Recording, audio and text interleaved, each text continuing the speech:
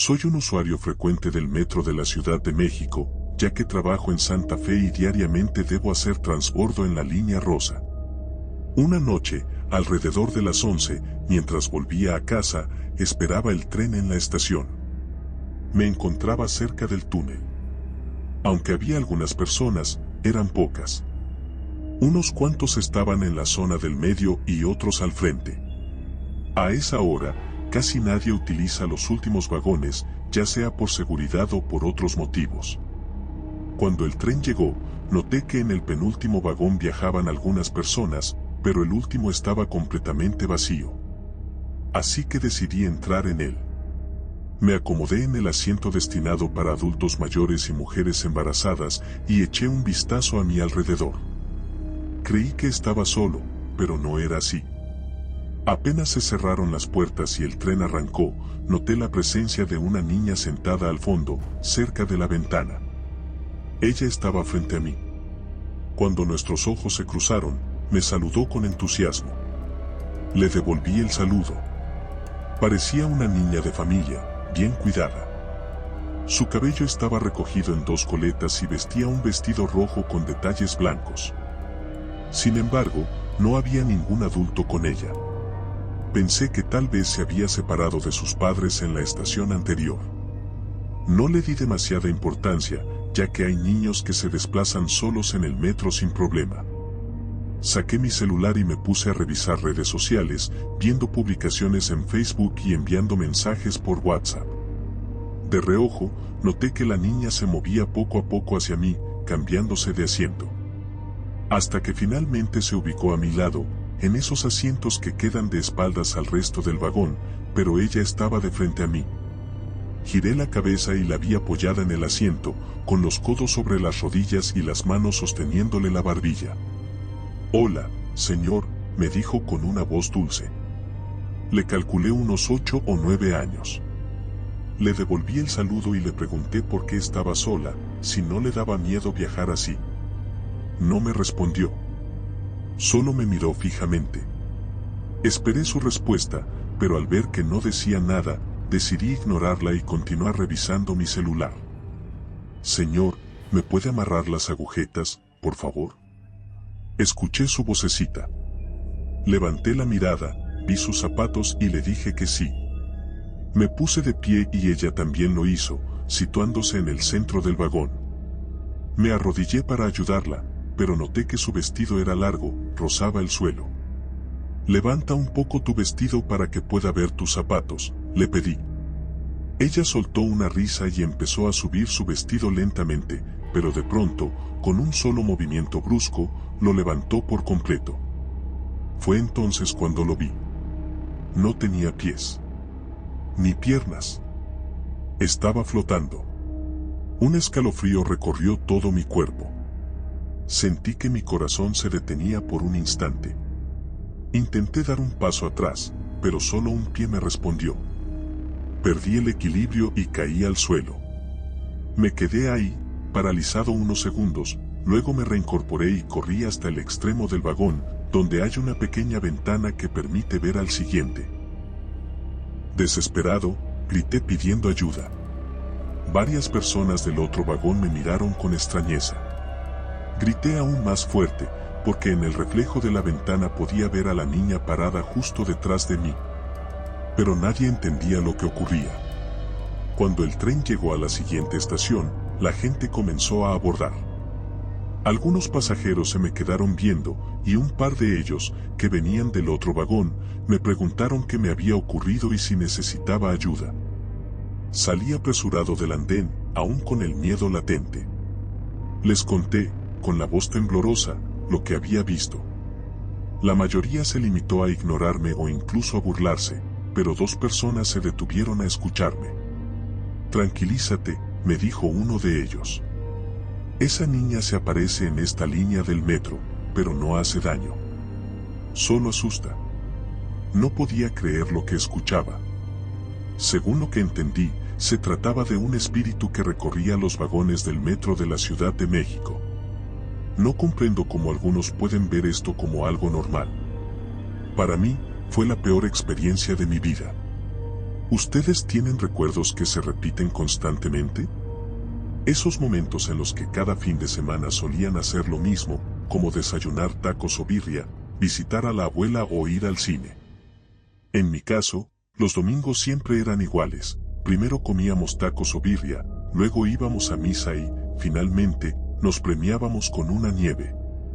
Pero antes de eso, pasábamos a recoger a mi papá, quien trabajaba como guardia de seguridad nocturno cerca de Chabacano. Esto sucedió cuando mi hermano tenía 8 años y yo 13. Era una mañana soleada de mayo. Apenas desperté, nos alistamos para salir y tomamos el metro en la estación Ciudad Deportiva.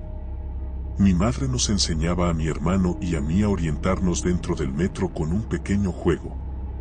Consistía en contar las estaciones para saber en cuál debíamos bajar. Si el destino estaba a 9 estaciones, cuando llegáramos a la 9ª, debíamos descender. Íbamos en la 7ª parada cuando me di cuenta de que el vagón estaba casi vacío. Apenas quedaban unas 10 personas en el andén. Y entonces sucedió algo extraño. Llegamos a la estación Chabacano, pero nadie reaccionó o al menos nadie dijo nada. Mi hermano fue el primero en notar algo raro. Le dijo a mi mamá que yo había contado mal, pues según él, el Durazno era la estación 4, no la 7. Mi madre no le prestó atención y las puertas se cerraron nuevamente. Un joven que estaba apoyado en uno de los tubos se acercó a la puerta. Cuando el metro llegó a la siguiente estación y las puertas se abrieron, el muchacho se quedó mirando fijamente por unos segundos. Se quitó los audífonos y, con el rostro desencajado, preguntó: ¿Qué estación es esta? Un señor mayor, que estaba a su lado, le respondió: Es Patriotismo. La siguiente es Tacubaya. El joven, con voz temblorosa, corrigió: Ahí dice Observatorio. En ese instante, todos los que escuchamos la conversación volteamos a ver. Nos quedamos helados. 2 ancianos, una pareja que iba besándose, mi familia y yo pusimos toda nuestra atención en aquella estación mientras las puertas se cerraban y el vagón avanzaba. Era extraña. Oscura. Solo se iluminaba tenuemente por unos agujeros en el techo. Las láminas características del metro estaban cubiertas de polvo y escombros y había cables expuestos por todas partes. El letrero de la estación, casi ilegible por la suciedad, dejaba entrever el nombre Observatorio. El señor mayor murmuró: Esto no está bien. El joven trató de encontrarle una explicación lógica. Tal vez está en remodelación. Mi madre negó con la cabeza. Eso no tiene sentido, respondió. Aún faltaban otras estaciones antes de llegar aquí. El metro siguió su trayecto. Pero cuando llegamos a la siguiente estación, las puertas no se abrieron. Y para nuestra sorpresa, nos encontramos nuevamente en esa estación abandonada. Todos nos quedamos en silencio, sin saber qué hacer o decir. El tren avanzó de nuevo, pero esta vez, en pleno túnel, se detuvo por completo y las luces se apagaron. El vagón quedó sumido en una oscuridad absoluta durante casi un minuto. Algunos comenzaron a susurrar entre ellos, tratando de encontrar una explicación lógica para lo que estaba pasando. Otros simplemente guardaban silencio, tensos. De pronto, la energía regresó y el metro reanudó su marcha. Cuando llegamos a la siguiente estación, todos contuvimos la respiración. Al mirar por las ventanas, sentimos un alivio inmenso. Era Patriotismo. Había gente esperando en el andén. El joven que antes había preguntado por la estación dijo que esa era su parada, pero se notaba nervioso. Creo que mejor me bajo en la siguiente, murmuró. Cuando llegamos a Tacubaya, todos descendimos, aún confundidos y con una sensación extraña en el cuerpo. Al encontrarnos con mi papá, mi mamá le contó lo sucedido, mencionando que el metro había avanzado de manera errática, que parecía saltarse estaciones y regresar a otras. Él solo frunció el ceño y miró su reloj. Pero si llegaron 20 minutos antes de lo acordado, respondió. Hasta el día de hoy, sigo sin saber qué fue lo que pasó dentro de ese tren. No fui el único testigo. Todos los que estábamos ahí lo vivimos. Pero nadie tiene una respuesta clara. Para quienes no son de México, les daré un poco de contexto. El 3 de mayo de 2021, alrededor de las 10 de la noche, una terrible tragedia sacudió a la Ciudad de México. Un tramo del metro colapsó desde una altura aproximada de 10 metros, dejando múltiples víctimas y sumiendo a la ciudad en el luto. Los medios de comunicación difundieron la noticia por todo el país. Pero Arturo, quien nos envió esta historia, afirma que detrás de este trágico suceso hay acontecimientos paranormales y avistamientos inexplicables. Antes de comenzar su relato, quiero dejar claro que lo contaré con el mayor respeto hacia las personas que perdieron la vida en aquel accidente. Ahora bien, ¿están listos? Continuemos. Hola, comunidad. Soy originario de Valle de Chalco, pero trabajo en la Ciudad de México como policía auxiliar. Como muchos saben, la línea 12 del metro fue escenario de un terrible incidente. Lo que voy a contarles ocurrió algunos días después de que reabrieran el tramo afectado. Aquella noche, ya habíamos cerrado las entradas del metro y mi labor consistía en verificar que no quedara nadie en mi zona asignada. Recorrí la estación Olivos de arriba a abajo para asegurarme de que todo estuviera en orden. Al no detectar ninguna anomalía, me quedé en la parte superior, apoyado en una pared. Aproveché para hacer algo que no había podido durante todo el día, llamar a mi esposa. Hablábamos tranquilamente cuando, de pronto, escuché un grito en la distancia. Mi esposa lo notó a través del teléfono. ¿Eso fue ahí donde estás?, preguntó. Sí, pero seguro es alguien en la calle. Esta estación no está bajo tierra, le respondí. Intenté restarle importancia y seguimos platicando. Pero, pasados unos minutos, los gritos se convirtieron en lamentos. Hombres y mujeres parecían llorar en la lejanía. Espera, amor, le dije. Voy a revisar qué está pasando. Los lamentos provenían del nivel inferior. Bajé por las escaleras. Desde arriba, pude distinguir varias figuras sentadas en los escalones.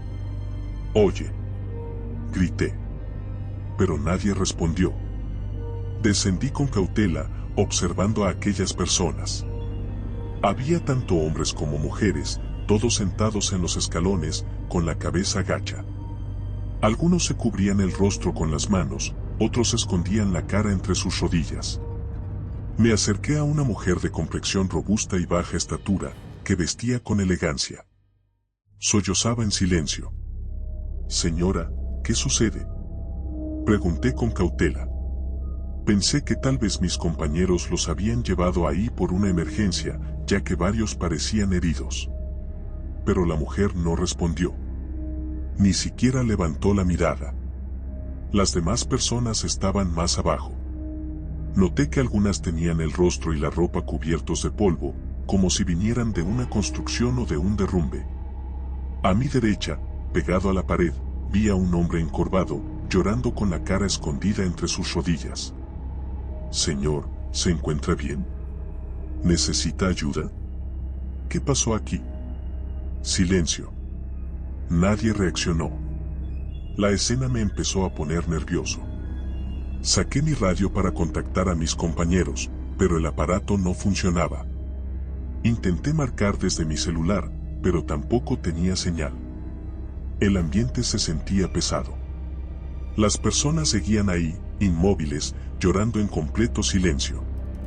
Decidí subir las escaleras lo más rápido que pude. En cuanto llegué a la parte superior de la estación, mi teléfono volvió a captar señal y logré comunicarme con mi superior. Jefe, abajo hay un grupo de personas llorando, algunas están llenas de polvo, otras parecen heridas. No sé qué está pasando. Mi superior no dudó en enviar refuerzos de inmediato. Minutos después, escuché los pasos de los policías que bajaban por las escaleras. Respiré aliviado y volví a descender. Pero cuando llegué, no había nadie. Los policías miraron alrededor con desconcierto. ¿Dónde están las personas de las que hablabas?, Preguntó uno de ellos. Yo no sabía qué responder. Hace apenas unos minutos, ese lugar estaba repleto de gente llorando. Ahora, no quedaba rastro de nadie. Subimos nuevamente para verificar si habían salido por la estación, pero todo estaba vacío. Algunos oficiales sugirieron que tal vez se habían metido al túnel. Decidimos buscarlos ahí. Nada. No encontramos a nadie. Los policías se mostraron molestos, como si hubieran sido llamados en vano. Pero yo no podía entenderlo. Yo vi a esas personas. Yo escuché sus lamentos. Ellos estaban ahí. Con el tiempo, me convencí de que no eran personas normales. Esa noche, cuando llegué a casa, le conté a mi esposa lo sucedido. Ella me escuchó con atención y, cuando terminé, me miró fijamente. Tal vez eran las almas de quienes fallecieron en ese derrumbe, me dijo con voz baja. No soy alguien que crea fácilmente en lo paranormal, pero esa experiencia me dejó inquieto. El simple hecho de haber estado rodeado de lo que parecían ser fantasmas todavía me causa escalofríos. Comparto mi historia con mucho respeto por lo ocurrido. Pero lo que viví es 100% real. Muchas gracias por escucharme, comunidad.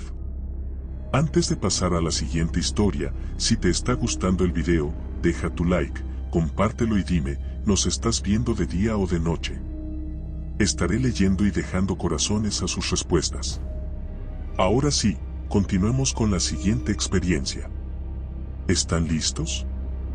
¿Listas? Sigamos. Quiero compartirles mi experiencia en el metro de la Ciudad de México. Cuando era niño, viajaba con frecuencia en el metro, ya que mis padres buscaban distintas formas de entretenernos los fines de semana. Visitábamos murales, monumentos, museos, bibliotecas o incluso mercados. Por eso, el metro se convirtió en nuestro principal medio de transporte y, con el tiempo, lo adopté como parte de mi rutina. Hace 4 años, mi novia regresaba de un viaje a Querétaro. No la había visto en casi un mes y la extrañaba demasiado, así que decidí ir a recibirla a la terminal de autobuses. Ella me avisó que su autobús saldría a las 6 de la mañana y tardaría aproximadamente 3 horas en llegar. Planeé desayunar antes de salir de casa y dirigirme a la terminal con suficiente tiempo. Pero las cosas no salieron como esperaba. La noche anterior, preparé mi ropa, conecté mi celular a su cargador y me dispuse a dormir. A la mañana siguiente, me despertaron los gritos de mi vecina, llamando a su hija. Era algo que ocurría todos los días antes de que la llevaran a la escuela, así que no le di importancia. Pero al tomar mi celular, me di cuenta de algo. El cargador nunca estuvo enchufado. Entré en pánico. Me vestí lo más rápido que pude y salí corriendo de casa. Por suerte, encontré un taxi de inmediato. Disculpe, ¿qué hora es? Le pregunté al conductor, aún agitado. Son las 5, joven, respondió. Suspiré aliviado. Pero entonces comprendí mi error. Había salido demasiado temprano. Ahora tendría que esperar a mi novia durante 4 largas horas.